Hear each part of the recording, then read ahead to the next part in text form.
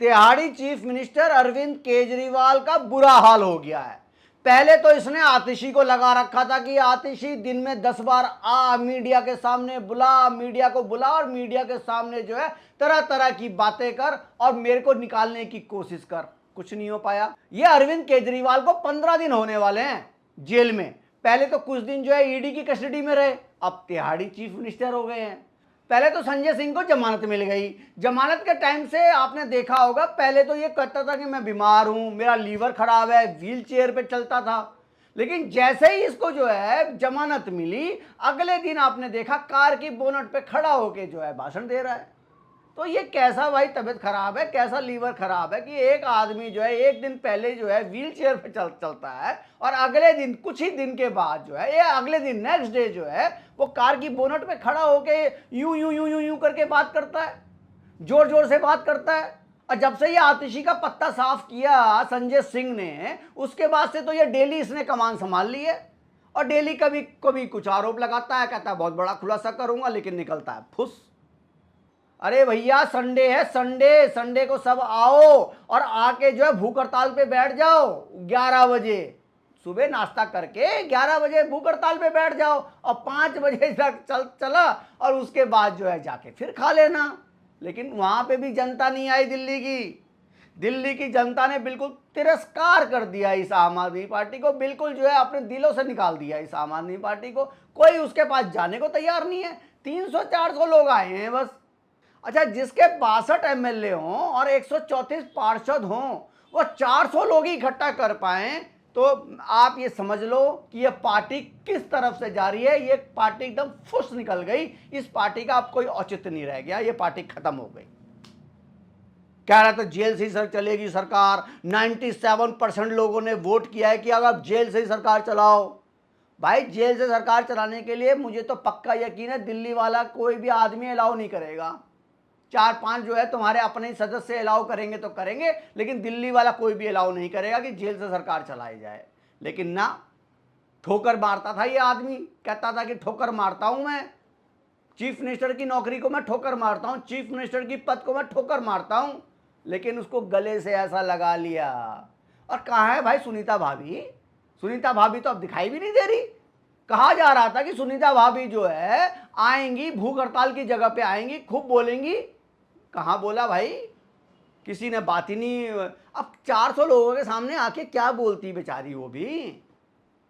आप बताओ, 400 लोगों के सामने आके क्या बोलती हो? केजरीवाल ने कुछ लिख के भी नहीं दिया था जो बोलना पड़ता उसको, कुछ था ही नहीं उसके पास बोलने के लिए सुनीता भाभी के पास। तो सुनीता भाभी अपने घर पे रही खूब। उसने कहा संडे है, संडे एंजॉय किया। संडे का दिन था भाई, काहे इधर उधर जाना यार, अपना घर के अंदर एंजॉय किया शीश महल में। लेकिन ये केजरीवाल को झटका पे झटका, झटके पे झटका लग रहा है। केजरीवाल को बहुत ही बड़ा झटका लग गया कि के कविता को रॉस एवेन्यू कोर्ट ने जो है जमानत देने से मना कर दिया। तो मैं आपको आगे बताऊंगा कि कैसे जो है केजरीवाल को झटका लग गया। पहले तो आप ये सुनिए कि के कविता का वकील अभिषेक मनु सिंघवी, संजय सिंह का वकील अभिषेक मनु सिंघवी, मनीष सिसोदिया का वकील अभिषेक मनु सिंघवी और केजरीवाल का वकील भी अभिषेक मनु सिंघवी। तो कितना बड़ा झटका लग गया भाई। ये अभिषेक मनु सिंघवी को हटा के कोई दूसरा लाओ वकील। ये वकील नहीं काम आ रहा अब।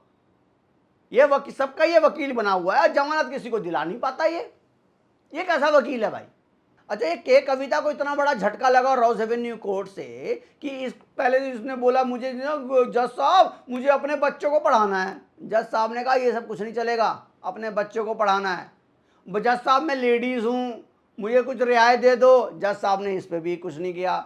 जज साहब ने फिर ये भी जज साहब को बोला गया अभिषेक मनु सिंघवी की तरफ से कि जज साहब, प्रधानमंत्री ने बोला है कि बच्चों को अच्छी पढ़ाई शिक्षा की ज़रूरी है, उनका मानसिक संतुलन सही होना चाहिए। तो जब उसकी माँ जो है जेल में है तो उसका मानसिक संतुलन कैसे ठीक रहेगा? लेकिन जज साहब ने कोई तवज्जो नहीं दी कि नहीं तिहाड़ चलो, चलो जाओ तिहाड़।